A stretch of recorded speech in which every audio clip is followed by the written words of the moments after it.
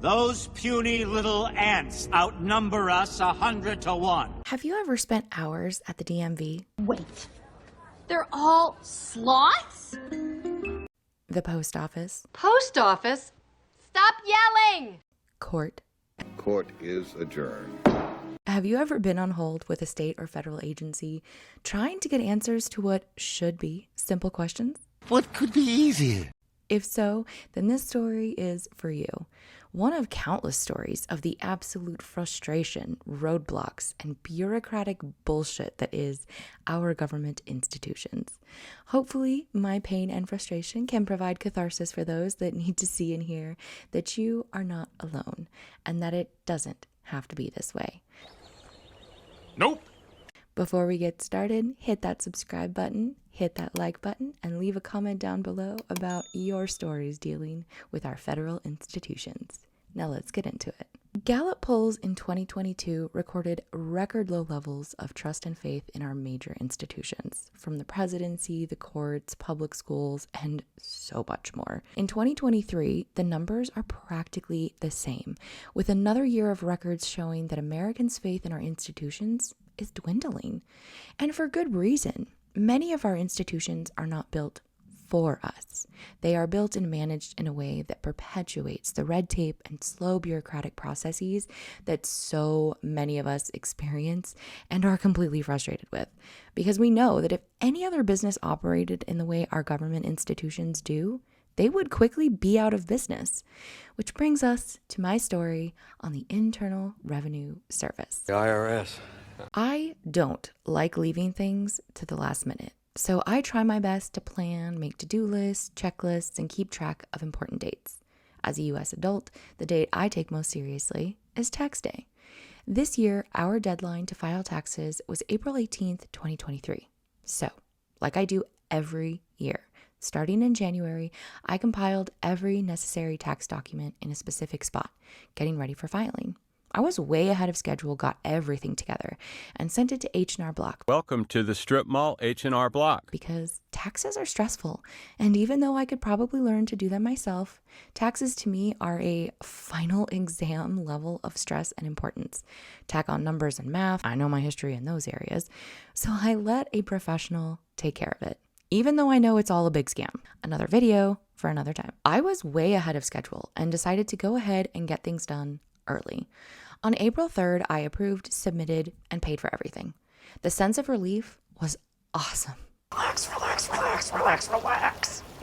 It lasted for about 3 weeks. In mid-May, I received a corrected tax form. It came after the filing deadline, so I had to begin the process of amending my tax return.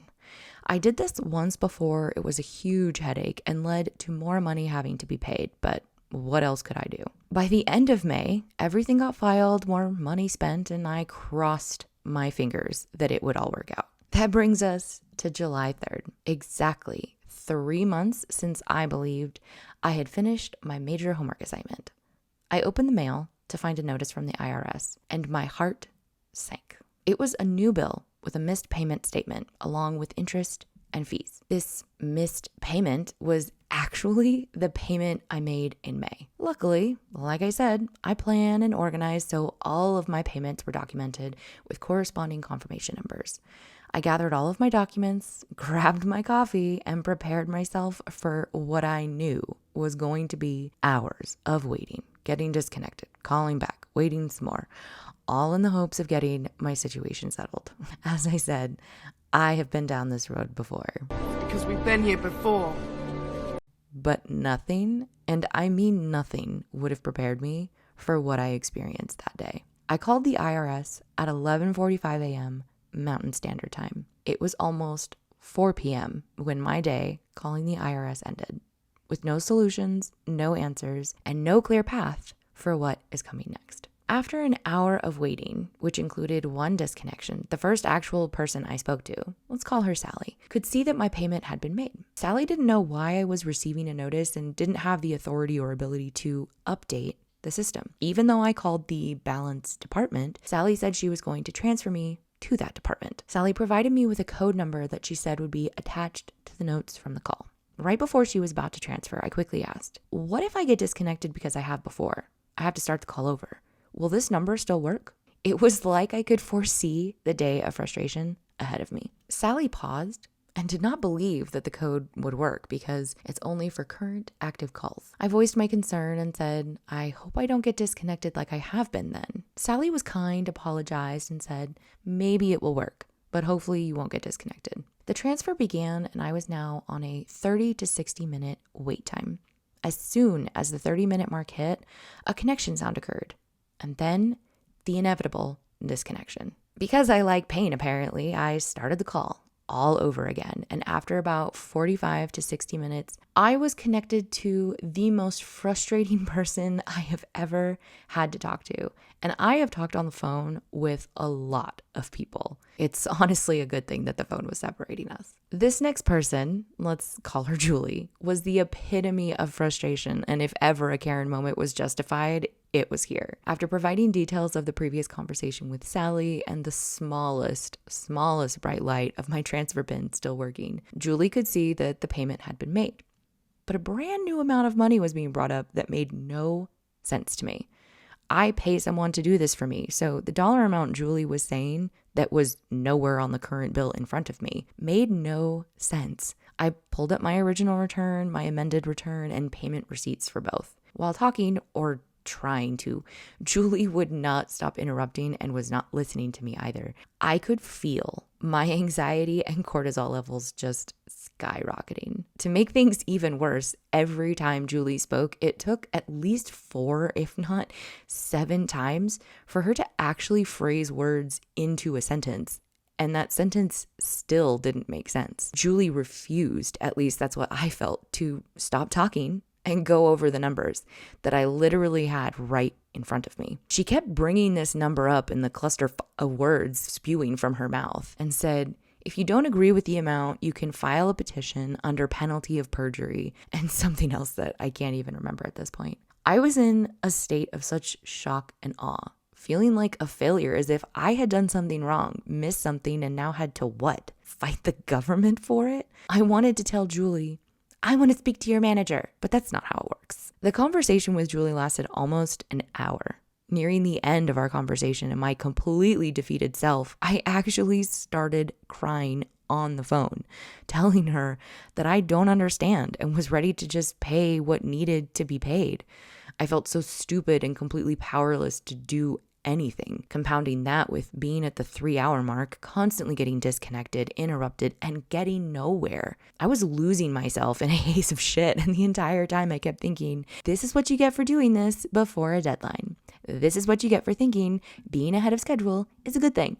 No gold stars for you. I wrote down what I could understand from Julie's ramblings, and she transferred me to the same department I was trying to get to after speaking with Sally. I was on hold for another 30 to 45 minutes. I used my time well, though, finding this payment that Julie tried to say was missing. It was actually in our original return, which if she stopped interrupting and she knew what she was talking about, she would have seen it. I tried to breathe watching the clock because I knew it was almost an hour before closing. And in my work experience, the day before a holiday, everyone's ready to go 2 hours before closing. I had actually contemplated not even calling until July 6th since July 4th was a holiday. And I knew Wednesday would have been a recuperating day for the partiers. And I hate doing anything on Wednesdays. I was just worried that since my bill had a deadline of July 10th, that the 6th would be cutting it too close. I should have just let it go. But nope, not in my nature. So I kept drudging forward. I got disconnected 2 more times, both times with the sound of someone picking up and then disconnecting the call. I was so mad, so defeated, and ready to give up. But I knew since the deadline was coming that I wanted to get some answers as soon as I could. The last woman I spoke to, I'll call her Mary, I think could sense it had been a day. She saw all the previous conversation notes. I told her about the payments that had been made and how Julie said this one payment wasn't paid, but it actually was, etc. Mary told me that everything is there. She could see the payments I made, that Julie was wrong, and what was really going on is that because I amended my return, it was still open and under review. Mary said it takes about 20 weeks from receipt for all of it to get finalized. The thought of, so we have to rush to get things turned in because of deadlines, and if we don't, we get strapped with interest and penalty fees, but y'all can take 20 frickin' weeks to review. The frustration was becoming unbearable. As I mentioned, the deadline to pay the IRS for this supposed missed payment was July 10th. I told Mary this and then asked the ridiculous and unsettling question that my type A organized dates are important to follow personality and asked, so I don't need to do anything and I just need to wait? Mary responded with, yes. Mary couldn't do anything other than say, it's all been paid. I just have to wait. After getting some confirmation numbers and double checking things, I somehow found a way to thank Mary, telling her that I get that she can't do anything and ended the call. It was 5 minutes to 4 p.m. After everything was over, I felt like I had been hit by a metaphorical train. It's done. I knew it wasn't going to be an easy day, and I knew the disconnects and talking to multiple people was going to be a thing. But like I said, nothing prepared me for what really happened and the roller coaster of emotions that ensued that day. And this is just one of what I know are so many people's stories and dealings with our institutions. There is so much red tape, compartmentalization, and what certainly feels like purposeful delays in system backlogs. I also had the realization that I was able to spend most of my day dealing with this. Most people don't have that. Some have to take a vacation day just to deal with this kind of stuff. And a lot of us just pay fines because we don't have the time to take the magnifying glass and see that the IRS is filled with people just like us. People that do and don't know how to do their jobs. It's just a collection of people, and you can only hope you get someone that knows what they are talking about. There's the other aspect of being in the news business. I've heard about the over 80,000 new IRS agents, and I couldn't help but think, where the hell are they? Why aren't they getting on the phone? I also couldn't help but think, we live in such a surveillance state with top-of-the-line communication systems being used. Why is this phone line disconnecting? The IRS knows what we need to pay in taxes, and the only reason why tax services like H&R Block exist is because they lobby our government to not change it. This results in many of us paying copious amounts of money to outsource third parties because of capitalism and a captured government. Then there's our actual tax dollars, which are being spent on war and filling the coffers of the military-industrial complex. This is why taxes are frustrating to me, and I'm sure to others, because we see where the money is going versus where it should be going. Like the homeless, public education, free meal programs for kids, healthcare for all, to name just a few. Taking care of taxes wouldn't be filled with such anxiety and stress if we saw them actually working. Remember how I said that Julie made me feel like I was going to have a justified Karen moment? I think this is the thing to keep in mind when we see people having these public flip outs. It's not to say that all are justified, absolutely not. It's just to say that sometimes people have met their limit, their breaking point, and feel like no one is listening to them when all they want and need is someone to fix it. As frustrated and angry as Julie made me, I had to keep reminding myself that at the end of the day, she's powerless too. She's working at an agency where she's dealing with people all day long. People make mistakes, miss things, and sometimes just have a stupid moment. As much as I would have appreciated only talking to one person that day that had the ability to fix the issues they can see right in front of them, I know our system, how it operates, and how separated things and people are from one another. None of these women were able to truly answer and fix my issue, and that's not their fault.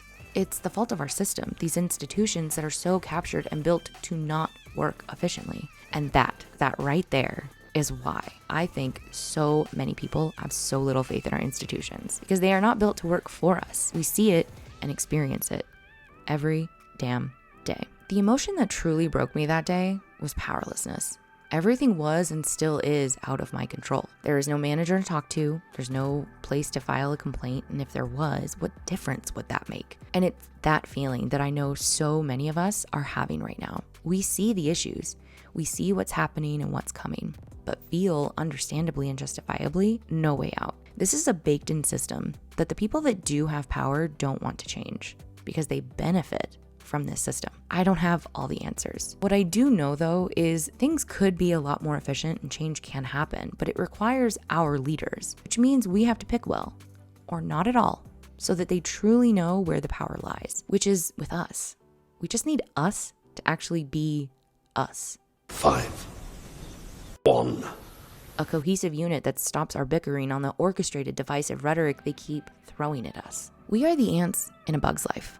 There's more of us than there are of them. Ants don't serve grasshoppers. It's you who need us. And you know it, don't you? We just need to come together and see each other for who we are. Fellow humans stuck in this rat race that they've got us playing in and against each other. Maybe, just maybe, it's time to all stop playing the game, even for just one day. Well, thank you so much for watching. If you liked this video, please give it a thumbs up, hit that subscribe button, and share with others that you think might enjoy this story. As always, stay safe, take care, and be kind to each other. You are mindless, soil-shoving losers! Where are you going? They're just